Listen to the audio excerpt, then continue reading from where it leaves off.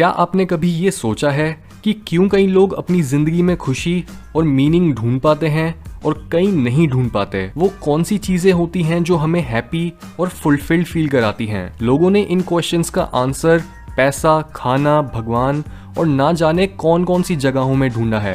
और तभी हमारी जिंदगी काफी आसान बन सकती है अगर हमें ये पता चल जाए कि दूसरे लोगों के लिए खुश रहने के लिए कौन सा तरीका काम करा और कौन सा नहीं।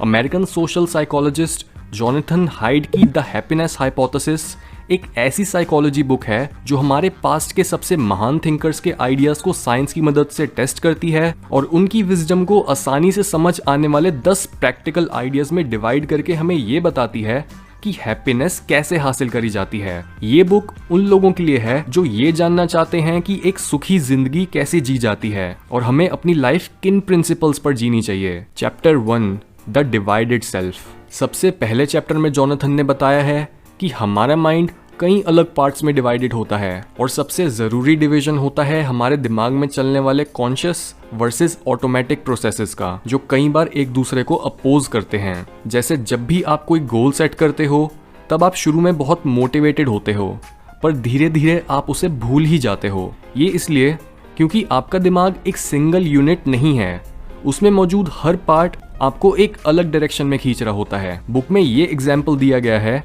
कि जिस तरह से एक रैशनल इंसान एक जंगली हाथी को कंट्रोल करने की कोशिश कर रहा होता, वैसे ही हमारा conscious mind continuously unconscious mind की मोटिवेशंस के साथ नेगोशिएट कर रहा होता है ताकि उसे कुछ पॉजिटिव आउटकम मिल जाए। और तभी सेल्फ इंप्रूवमेंट का गोल है अपने अंदर मौजूद इसी जंगली हाथी यानी इमोशंस, गट फीलिंग्स या अपने बेसिक मोटिवेशंस को जबरदस्ती बदलने के बजाय उनके साथ मिलकर काम करना। जैसे अगर आपके दोस्त ने आपसे ढंग से बात नहीं करी और आप इस वजह से काफी दुखी महसूस कर रहे हो, तो उस समय पर आपने अपने रैशनल माइंड की मदद लेनी है अपने ऑटोमेटिक रिएक्शंस को कंट्रोल करने में, ताकि आपके माइंड में मौजूद वो जंगली हाथी कुछ गलत कदम न ले ले। ये एडवाइस काफी जरूरी है अपना सेल्फ कंट्रोल बढ़ाने के लिए और अपनी ओवर थिंकिंग कम करने के लिए। Chapter 2 changing your mind. ये चैप्टर बताता है कि इवन दो हमारी हैप्पीनेस आउटर सर्कमस्टेंसेस और इवन हमारे जीन्स की वजह से भी इन्फ्लुएंस हो सकती है,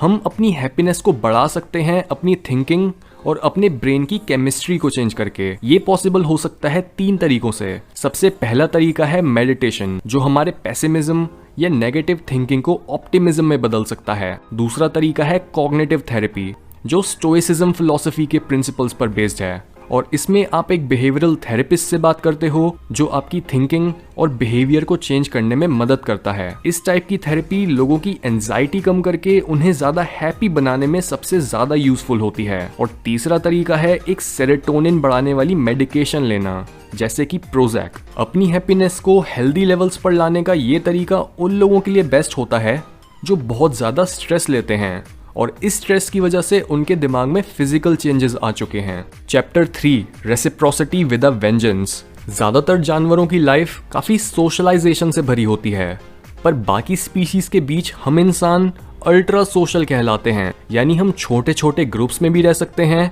और बड़ी बड़ी सोसाइटीज में भी। यही रीजन है कि क्यों जब हम घर से बाहर निकलते हैं तब पहले से ही सड़कें बनी हुई हैं, स्ट्रीट में लाइट्स हैं और अगर आप एक अनजान इंसान से कोई छोटी मोटी मदद भी मांग लेते हो तो चांसेस हैं कि वो आपको मना नहीं करेगा। यानी हम इंसानों के बीच ये अग्रीमेंट हुआ पड़ा है कि हमें एक दूसरे की मदद करनी है और हम सबसे अलग होकर नहीं रह सकते। एवोल्यूशन की नज़र में ये बिहेवियर सेल्फिश जीन के कॉन्सेप्ट से समझाया जाता है। यानी अगर आपने एवोल्यूशन की गेम में जीतना है तो आपने कुछ भी करके अपने जीन्स अगली जनरेशन में पहुंचाने हैं। आपके बच्चे और आपके भाई बहन आपके साथ 50% जीन्स को शेयर करते हैं, आपका भांजा भांजी आपके साथ 25% जीन्स शेयर करते हैं और आपके कजन्स आपके साथ 12.5% जीन्स शेयर करते हैं। और एवोल्यूशन की नज़र में जितना जोखिम आप अपने 8 कजन्स की जिंदगी बचाने में लगाओगे, उतना ही जोखिम आपको अपने 2 बच्चों को बचाने में लगाना चाहिए। पर जब हम अननोन लोगों को भी अपने बच्चों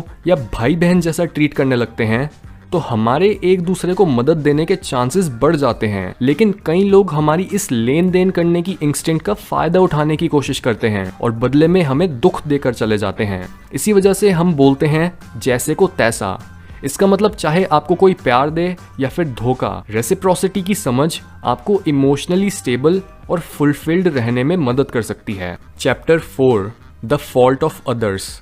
अल्ट्रा सोशल होने की एक और साइड है दूसरों को मैनिपुलेट करना, बिना खुद ये जाने कि आप कुछ गलत कर रहे हो। ज्यादातर हम दूसरों के बारे में ये सोचते हैं कि भाई इसको अपनी गलती और बेवकूफ़ी क्यों नहीं समझ आ रही, और वो सेम चीज़ आपके बारे में सोच रहे होते हैं। पर कहीं ना कहीं हमारे अंदर अपनी गलतियों को इग्नोर करने की एक बायस होती है। अगर हमें सीधा सीधा हमारी गलती बता दी जाती है तो हम उसे एक्सेप्ट नहीं कर पाते, और ये बायस हमारे रिलेशनशिप्स को खराब करता है। इसी वजह से हम अपने कॉग्निटिव बायसेस को कमज़ोर बना सकते हैं कॉन्शियसली अपनी गलतियों को ढूंढने में एफर्ट लगा के, और अपनी उस गलती या कमी को एडमिट करके। Chapter 5 the pursuit of happiness.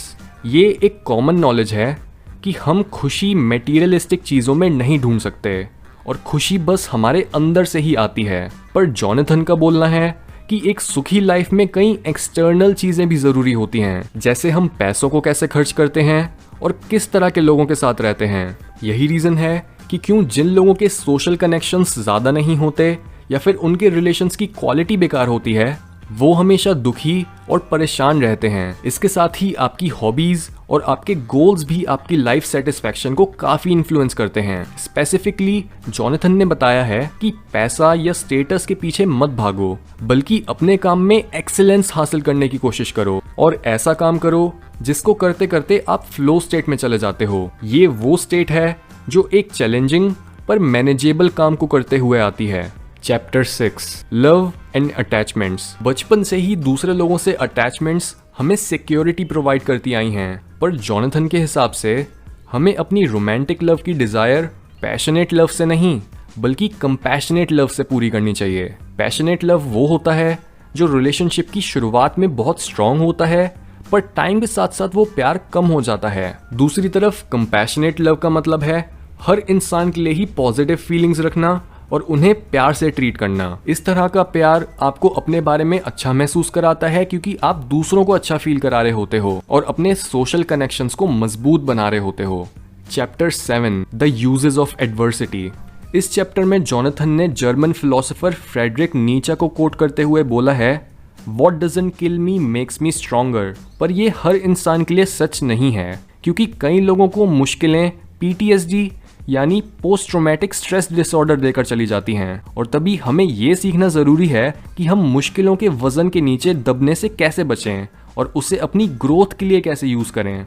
Research बताती है कि ये हमारी सेल्फ इमेज पर डिपेंड करता है। जैसे जब हमारा पार्टनर हमें रिजेक्ट कर देता है या फिर हमारा बिजनेस फेल हो जाता है, तब हम अपने आप को एग्जामिन करने लग जाते हैं कि क्या हमारे में कोई कमी है जिसकी वजह से हमें ये लॉस झेलना पड़ रहा है। ये स्पेशली ट्रू है यंग एडल्ट्स के लिए, जो लाइफ में मीनिंग और अपनी आइडेंटिटी ढूंढ रहे होते हैं। तो जब भी उनका कोई ब्रेकअप होता है या फिर वो फेल हो जाते हैं, तब उन्हें अपने अंदर झांकने और अपनी पर्सनैलिटी को डेवलप करने का मौका मिल जाता है। Chapter 8 the felicity of virtue. इस चैप्टर में जॉनथन ने बुद्धा की एडवाइस शेयर करी है, जिसमें उन्होंने बोला है कि अपना ध्यान अच्छे और नेक काम करने पर लगाओ, उन्हें बार बार दोहराओ, और तब आपको खुशी मिलेगी। एक नादान इंसान सिर्फ तब तक खुश रहता है जब उसके बुरे काम उसकी जिंदगी को बुरा नहीं बना देते, पर एक अच्छा इंसान सिर्फ तब तक दुखी रहता है जब तक उसकी अच्छाई बाहर नहीं आ जाती। आज के समय पर ज़्यादातर लोगों को शुरू से अच्छाई और बुराई का मतलब तो सिखाया जाता है, पर उन्हें कभी भी ये नहीं सिखाया जाता कि अच्छे से बिहेव कैसे करा जाता है। सो अपनी मोरालिटी को प्रैक्टिस करने के लिए आप एक ऐसी कम्युनिटी का पार्ट बन सकते हो जिसमें आपको कई फिक्स्ड रूल्स को फॉलो करना होगा। बहुत सारे रूल्स हमें सोसाइटी भी देती है, और बाकी रूल्स हम फिलॉसफीज, रिलीजन या किसी ऐसे सर्कल में ढूंढ सकते हैं जिसके मेंबर्स हमारे जैसे ही बिलीफ शेयर करते हैं। जितना आप अपनी वैल्यूज़ को क्लियरली डिफाइन करोगे और उन्हें फॉलो करोगे, उतना ही आप फिजिकली और साइकोलॉजिकली हेल्दी रहोगे। चैप्टर 9 डिविनिटी विद और विदाउट गॉड। चाहे हम इंसानों की साइकोलॉजी को स्टडी करें या फिर डायरेक्टली रिलीजन को स्टडी करें, ये बात तो क्लियर है कि भगवान या एक भगवान जैसा आइडियल हमारी ज़िंदगी में बहुत ज़रूरी होता है। चाहे आप एक आस्तिक हो या फिर एक नास्तिक हो, हमारे माइंड में एक मीटर होता है जो हमें बताता है कि एक चीज़ कितनी पवित्र या फिर अपवित्र है। हमारे पास्ट के हर कल्चर के पास किसी ना किसी तरह का रिलीजन ज़रूर होता था, क्योंकि रिलीजियस एक्सपीरियंसेस जैसे रात में तारों से भरा आसमान देखना या फिर काफ़ी खूबसूरत आर्किटेक्चर को हैरानी के साथ अप्रिशिएट करना हमें ज़्यादा हैप्पी और फुलफिल्ड फील कराता है। हमें ऐसा लगता है कि ये ब्यूटी हमें हमारी रोज़ की डल रियलिटी से ऊपर उठा रही है, और तभी हमें या तो इन एक्सपीरियंसेस को डायरेक्टली रिलीजियस प्रैक्टिसेस में ढूंढना चाहिए या फिर आर्ट और नेचर जैसी चीज़ों में। Chapter 10 happiness comes from between. इस चैप्टर में जोनाथन ने लाइफ का मीनिंग डिस्कस करा है और बताया है कि ज़िंदगी का पर्पस होना काफ़ी अलग है ज़िंदगी में पर्पस होने से। दो मेन चीज़ें जो हमारी ज़िंदगी में पर्पस ऐड करती हैं वो है प्यार और काम। यानी आपने अपनी ज़िंदगी उन लोगों के साथ शेयर करनी है जिनकी आप केयर करते हो, और अपने काम में मीनिंग ढूंढने के लिए ये पक्का करो कि आप सिर्फ उन्हीं कामों में हाथ डालो जो आपको अपनी पोटेंशियल को यूज़ करने का मौका देते हैं और आपकी वैल्यूज़ के साथ अलाइन करते हैं। जैसे एक स्टडी में देखा गया कि जो हॉस्पिटल में काम करने वाले क्लीनर्स ये मानते थे कि वो उस टीम का हिस्सा हैं जो लोगों की जान बचाती है, वो क्लीनर्स ज़्यादा खुश थे बजाय उन क्लीनर्स के जो अपने काम को गंदा और यूजलेस समझते थे।